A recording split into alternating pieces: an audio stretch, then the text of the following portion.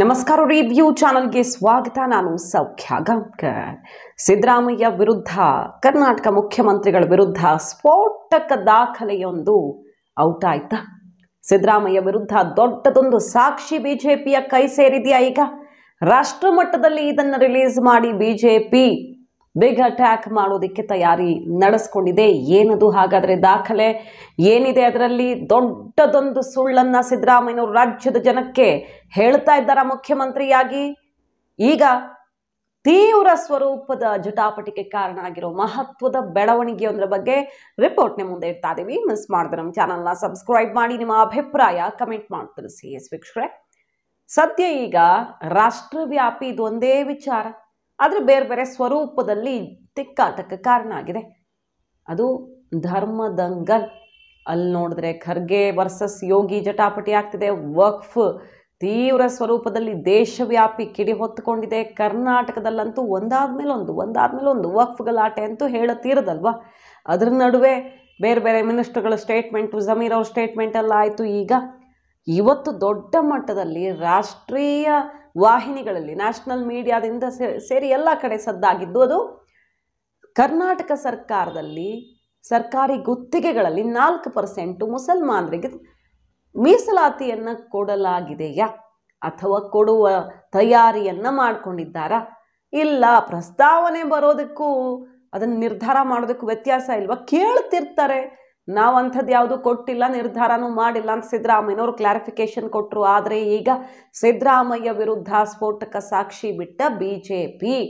ದಾಖಲೆ ಏನು? ಹಾಗೆ ದಿ ಫೈಲ್ ಇನ್ವೆಸ್ಟಿಗೇಷನ್ ರಿಪೋರ್ಟ್ ಏನು ಹೇಳ್ತಾ ಇದೆ? ದಿ ಫೈಲ್ ಆಲ್ರೆಡಿ ಈ ಬಗ್ಗೆ ದಾಖಲೆಯನ್ನು ಇಟ್ಟು ರಿಪೋರ್ಟ್ ಮಾಡಿದ್ದು. ಬಿಜೆಪಿ ಕೂಡ ಈಗ ದಾಖಲೆಯನ್ನು ಕೈಗೆತ್ಕೊಂಡು ಸಿದ್ದರಾಮಯ್ಯ ಸರ್ಕಾರದ ವಿರುದ್ಧ ಅಟ್ಯಾಕ್ ಮಾಡ್ತಿದೆ. ನೋಡಿ, ಹಾಗಾದ್ರೆ ಆಲ್ರೆಡಿ ಇದಕ್ಕೆ ಅನುಮೋದನೆಯನ್ನೇ ಕೊಟ್ಟು ಬಿಟ್ಟಿದ್ದಾರೆ ಸಿದ್ದರಾಮಯ್ಯನವರು.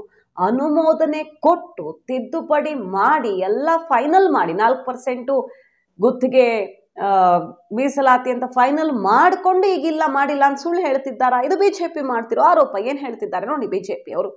ಗುತ್ತಿಗೆ ಕಾಮಗಾರಿಗಳಲ್ಲಿ ಮುಸಲ್ಮಾನರಿಗೆ 4% ಮೀಸಲಾತಿ ಕೊಡಬೇಕು ಅಂತ ಸ್ವತಃ ಮುಖ್ಯಮಂತ್ರಿಗಳೇ ಹೇಳಿರುತ್ತಾರೆ.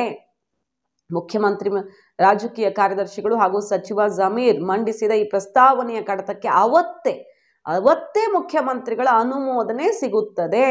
ಅವತ್ತೇ ಸಿಕ್ಕಿದೆ. ಇದು ಬಸನಗೌಡ ಪಾಟೀಲ್ ಯತ್ನಾಳ್ ಅವರು ಟ್ವಿಟರ್ ಅಲ್ಲಿ ಬರ್ಕೊಂಡಿರೋ ಅಂಶ. ಬಿಜೆಪಿ ಅಟ್ಯಾಕ್ ಮಾಡ್ತಿರೋ ವಿಚಾರಗಳು. ಅಶೋಕ್ ಯತ್ನಾಳ್ ಸೇರಿದಂತೆ ಬಿಜೆಪಿ ನಾಯಕರು ಈಗ ಸರ್ಕಾರದ ವಿರುದ್ಧ ಮುಗಿಬಿದ್ದಿದ್ದಾರೆ. ಪಾಯಿಂಟ್ ಬೈ ಪಾಯಿಂಟ್ ಅವರ ಟ್ವಿಟರ್ ಖಾತೆಯ ಪಾಯಿಂಟ್ಸ್ ನಿಮ್ಮ ಮುಂದೆ ಇಡ್ತಾ ಇದೀವಿ. ನೋಡಿ ಬಿಜೆಪಿ ಏನ್ ಹೇಳ್ತಿದೆ ಅಂತ. ಅವತ್ತೇ ಅನುಮೋದನೆ ಸಿಗುತ್ತದೆ. ಟೆಂಡರ್ಗಳಲ್ಲಿ ಪಾರದರ್ಶಕತೆ ಹಾಗೂ ಗುಣಮಟ್ಟ ಕಾಯ್ದುಕೊಳ್ಳೋದ್ರೊಂದಿಗೆ ಎಲ್ಲರಿಗೂ ಸಮಾನ ಅವಕಾಶ ಕಲ್ಪಿಸುವ ಕೆಟಿಟಿಪಿ ಕಾಯ್ದೆಗೂ ಸಹ ತಿದ್ದುಪಡಿಯನ್ನು ತರುತ್ತೀರಿ. 4% ಮುಸಲ್ಮಾನರಿಗೆ ಮೀಸಲಾತಿ ಕೊಡೋದಕ್ಕೆ ಅಂತ ಕೆಟಿಟಿಪಿ ಕಾಯ್ದೆಗೂ ತಿದ್ದುಪಡಿಯನ್ನು ತರುತ್ತೀರಿ. ಯತ್ನಾಳ್ ಅವ್ರದ್ದು ಆರೋಪ. ಮತ್ತು ಬಿಜೆಪಿಯವರು ಇದೇ ಹೇಳ್ತಿದ್ದಾರೆ, ಆಲ್ರೆಡಿ ನೀವು ಅನುಮೋದನೆಯನ್ನ ಕೊಟ್ಟು ಈಗ ಸುಳ್ಳು ಹೇಳ್ತಿದ್ದೀರಿ ಅಂತ. ಸಿದ್ದರಾಮಯ್ಯನವರು ಮಾತ್ರ ಮುಸಲ್ಮಾನರಿಗೆ ಸಿವಿಲ್ ಗುತ್ತಿಗೆಯಲ್ಲಿ ಮೀಸಲಾತಿ ನೀಡುವ ಯಾವುದೇ ಪ್ರಸ್ತಾವನೆಯೇ ಇಲ್ಲ ಅಂತ ಹೇಳ್ತಿದ್ದಾರಲ್ಲ. ಮುಖ್ಯಮಂತ್ರಿಗಳ ಅಧಿಕೃತ ಟ್ವಿಟರ್ ಖಾತೆಯಲ್ಲಾಗಲಿ ಅಥವಾ ಅವ್ರ ವೈಯಕ್ತಿಕ ಟ್ವಿಟರ್ ಖಾತೆಯಲ್ಲಾಗಲಿ ಇದ್ರ ಕುರಿತು ಯಾವುದೇ ಸ್ಪಷ್ಟೀಕರಣ ಯಾಕೆ ಕೊಡ್ತಿಲ್ಲ ನೀವು? ಅಂದರೆ ಅಧಿಕೃತವಾಗಿ ಇದನ್ನು ಎಲ್ಲೂ ಹೇಳ್ತಿಲ್ಲ, ಸುಮ್ಮನೆ ಸ್ಟೇಟ್ಮೆಂಟ್ ಆಗಷ್ಟೇ ಹೇಳ್ತಾ ಇದ್ದೀರಿ. ಹಾಗಾದರೆ ಯಾವ ಮಟ್ಟಿಗೆ ಸರ್ಕಾರದಲ್ಲಿ ಗೊಂದಲ ಮನೆ ಮಾಡಿದೆ ಅನ್ನೋದಕ್ಕೆ ಇದಕ್ಕಿಂತ ಸಾಕ್ಷಿ ಬೇಕಾ ಅಂತ ಈಗ ಮುಗಿ ಬೀಳ್ತಿರೋದು. ಅದರ ಜೊತೆಗೆ ಅಶೋಕ್ ಅವರು ಕೂಡ ಟ್ವೀಟ್ ಮಾಡಿ ಸಿದ್ದರಾಮಯ್ಯನವರ ವಿರುದ್ಧ ಹರಿಹಾಯ್ದಿರೋದು, ಎಡವಟ್ಟು ಮಾಡೋದು, ಆಮೇಲೆ ಸುಳ್ಳು ಹೇಳೋದು ಇದೇ ಮುಖ್ಯಮಂತ್ರಿಗಳ ದಿನಚರಿ ಅಂತ ಅಶೋಕ್ ಅವರು ಅಟ್ಯಾಕ್ ಮಾಡಿದ್ದಾರೆ. ಸ್ವಾಮಿ ಮುಖ್ಯಮಂತ್ರಿಗಳೇ, ಗುತ್ತಿಗೆ ಕಾಮಗಾರಿಗಳಲ್ಲಿ ಮುಸಲ್ಮಾನರಿಗೆ ಮೀಸಲಾತಿ ನೀಡುವ ಪ್ರಸ್ತಾವನೆಯೇ ಸರ್ಕಾರದ ಮುಂದಿಲ್ಲ ಅಂತ ಸತ್ಯದ ತಲೆಯ ಮೇಲೆ ಹೊಡೆದ ಹಾಗೆ ಸುಳ್ಳು ಹೇಳ್ತಿದ್ದೀರಲ್ಲ. ನಿಮ್ಮ ಬಂಡತನಕ್ಕೆ ಏನು ಹೇಳಬೇಕು? ಗುತ್ತಿಗೆ ಕಾಮಗಾರಿಗಳಲ್ಲಿ ಮುಸಲ್ಮಾನರಿಗೆ 4% ಮೀಸಲಾತಿ ಕೊಡಬೇಕು ಅಂತ ತಮ್ಮ ರಾಜಕೀಯ ಕಾರ್ಯದರ್ಶಿ ನಾಸಿರ್ ಅಹಮದ್, ಸಚಿವ ಜಮೀರ್ ಅಹಮದ್ ಖಾನ್ ಸೇರಿದಂತೆ ಮುಸ್ಲಿಂ ಶಾಸಕರು ಆಗಸ್ಟ್ 24ನೇ ತಾರೀಕು 2024ರಂದು ತಮಗೆ ಪತ್ರ ಬರೆಯುತ್ತಾರೆ. ತಾವು ಅದೇ ದಿನ ಆ ಪತ್ರವನ್ನು ಪರಿಶೀಲಿಸಿ ಮಂಡಿಸಿ ಅಂತ ಆರ್ಥಿಕ ಇಲಾಖೆಗೆ ನಿರ್ದೇಶನವನ್ನು ಕೊಟ್ಟಿದ್ದೀರಿ. ಅಶೋಕ್ ಅವರು ಹೇಳ್ತಿರೋದು ಇದು. ಈ ಸಂಬಂಧ ಕೆಟಿಪಿಪಿ ಕಾಯ್ದೆಗೆ ತಿದ್ದುಪಡಿ ತರೋದಕ್ಕೆ ತಾವು ಅನುಮೋದನೆಯನ್ನ ಕೊಟ್ಟಿದ್ದೀರಿ. ಇಷ್ಟೆಲ್ಲ ಪತ್ರ ವ್ಯವಹಾರ ನಡೆದಿದೆ. ಸುಮ್ಮನೆ ಮೌಖಿಕ ಆದೇಶ ಅಲ್ಲ, ಪತ್ರ ವ್ಯವಹಾರ ಸಾಕ್ಷಿ ಇದೆ. ಬಿಜೆಪಿ ಹೇಳಿರೋದು. ಗುತ್ತಿಗೆ ಕಾಮಗಾರಿಗಳಲ್ಲಿ ಮುಸಲ್ಮಾನರಿಗೆ ಮೀಸಲಾತಿ ನೀಡುವ ಪ್ರಸ್ತಾವನೆಯೇ ಸರ್ಕಾರದ ಮುಂದಿಲ್ಲ ಅಂತ ಹಸಿ ಹಸಿ ಸುಳ್ಳು ಹೇಳ್ತಿದ್ದೀರಲ್ಲ, ಕಿಂಚಿತ್ತಾದ್ರೂ ಆತ್ಮಸಾಕ್ಷಿ ನೈತಿಕತೆ ಇಲ್ವೇ ಇಲ್ವಾ ನಿಮಗೆ ಅಂತ ಕೇಳ್ತಿದ್ದಾರೆ. ದಿ ಫೈಲ್ ಇನ್ವೆಸ್ಟಿಗೇಷನ್ ವರದಿ ಕೂಡ ಇದನ್ನೇ ಹೇಳ್ತಾ ಇದೆ. ದಾಖಲೆ ಸಮೇತ ಅನುಮೋದನೆ, ತಿದ್ದುಪಡಿ, ಅನುಮೋದನೆ ಎಲ್ಲವನ್ನ ಅವರು ರಿಪೋರ್ಟ್ ಮಾಡಿದ್ದಾರೆ. ಮತ್ತು ಬಿಜೆಪಿಯವರು ಅದೇ ದಾಖಲೆಗಳನ್ನ ಇಟ್ಕೊಂಡು ಕಾಂಗ್ರೆಸ್ನತ್ತ ಅಟ್ಯಾಕ್ ಮಾಡ್ತಿದ್ದಾರೆ. ಪ್ರತಿಯೊಂದು ಪತ್ರ ವ್ಯವಹಾರದಲ್ಲಿ ಇದೆಯಲ್ಲ, ಇನ್ನೇನು ನಿಮ್ಮ ಸಮಸ್ಯೆ? ಇಷ್ಟು ಸುಳ್ಳು ಹೇಳೋರ್ನ ತಾಯಿ ಚಾಮುಂಡೇಶ್ವರಿ ಮೆಚ್ಚುತ್ತಾಳ? ನಿಮ್ಮನ್ನ ನಂಬಿ ಮತ ಹಾಕಿ ಅಧಿಕಾರ ಕೊಟ್ಟ ಕನ್ನಡಿಗರು ಇಂಥ ದೊಡ್ಡ ಸುಳ್ಳನ್ನ, ನಿಮ್ಮ ಓಲೈಕೆ ಮುಸಲ್ಮಾನರಿಗೆ ದೊಡ್ಡ ಗಿಫ್ಟ್ ಅನ್ನ ಸದ್ದಿಲ್ಲದೆ ಕೊಡೋಕೆ ಹೊರಟಂತ ಈ ನಿಮ್ಮ ನಡೆಯನ್ನ ಕನ್ನಡಿಗರು ಮೆಚ್ಚುತ್ತಾರ ಅಂತ ಈಗ ಬಿಜೆಪಿಗರು ಹರಿಹಾಯ್ದಿದ್ದಾರೆ. ಯತ್ನಾಳ್ ಅವರಂತೂ ಪಾಯಿಂಟ್ ಬೈ ಪಾಯಿಂಟ್ ಹಲವು ವಿಚಾರಗಳನ್ನ ಟ್ವೀಟ್ ಮಾಡಿ ತಿಳಿಸಿದ್ದಾರೆ. ನೋಡಿ, ಮುಖ್ಯಮಂತ್ರಿಗಳು ಈ ಕೂಡಲೇ ಸ್ಪಷ್ಟೀಕರಣ ಕೊಡಬೇಕು, ಪ್ರಸ್ತಾವನೆ ಇಲ್ಲ ಅಂತ ಹೇಳ್ತಿದ್ದೀರಲ್ಲ, ಕೂಡಲೇ ಕ್ರಮ ಕೈಗೊಳ್ಳಬೇಕು. ನೈಜ ಮಾಹಿತಿ ತಿರುಚುವ ಕೆಲಸದಲ್ಲಿ ನೀವು ಸಿದ್ಧಹಸ್ತರಾಗಿದ್ದೀರಿ. ಸರ್ಕಾರ ಇದ್ರ ಬಗ್ಗೆ ಕೂಡಲೇ ಅಧಿಕೃತ ಮಾಹಿತಿ ಕೊಡ್ಲಿ, ಸುಮ್ಮನೆ ಮೀಡಿಯಾ ಸ್ಟೇಟ್ಮೆಂಟ್ ಅಲ್ಲ, ಅಧಿಕೃತ ಮಾಹಿತಿ ಕೊಡ್ಲಿ ಅಂತ ಹೇಳ್ತಿದ್ದಾರೆ. ಇನ್ನೂ ಒಂದು ಓಪನ್ ಚಾಲೆಂಜ್ ಹಾಕಿರೋದು ನೋಡಿ, ಕರ್ನಾಟಕ ರಾಜ್ಯ ಸರ್ಕಾರದ ಮಹತ್ವಾಕಾಂಕ್ಷೆಯ ಫ್ಯಾಕ್ಟ್ ಚೆಕ್ ಯೂನಿಟ್. ಈ ಬಗ್ಗೆ ಮಾಹಿತಿ ಇಲ್ವಾ? ಇದ್ರ ಉಸ್ತುವಾರಿ ಇವತ್ತು ಈ ಯೋಜನೆಯನ್ನು ಅನುಷ್ಠಾನಕ್ಕೆ ತಂದ ಸಚಿವ ಪ್ರಿಯಾಂಕ್ ಖರ್ಗೆ ಅವರು ಯಾರಾದರೂ ಒಂದು ಸಣ್ಣ ತಪ್ಪು ಮಾಡಿದ್ದಾರೆ ಅಥವಾ ಯಾವುದೇ ರೀತಿಯ ತಪ್ಪು ಮಾಹಿತಿ ಕೊಟ್ಟಿದ್ದಾರೆ ಅಂದ್ರೆ ಕೇಸ್ ಹಾಕುವಂತಹ ಅಂತ ಹೇಳ್ತಾರಲ್ವಾ ಈಗ ಬಿಜೆಪಿ ಅವರು. ಪ್ರಿಯಾಂಕ್ ಖರ್ಗೆ ಅವರು ಇದೇ ಕೆಲಸನ ನಿಮಗೆ FIR ಹಾಕ್ಸೋದು ಅಂತ ಪ್ರಿಯಾಂಕ್ ಖರ್ಗೆ ಅವರೇ ಕೇಳ್ತಿರೋದು ಬಿಜೆಪಿ ಏನಂತ.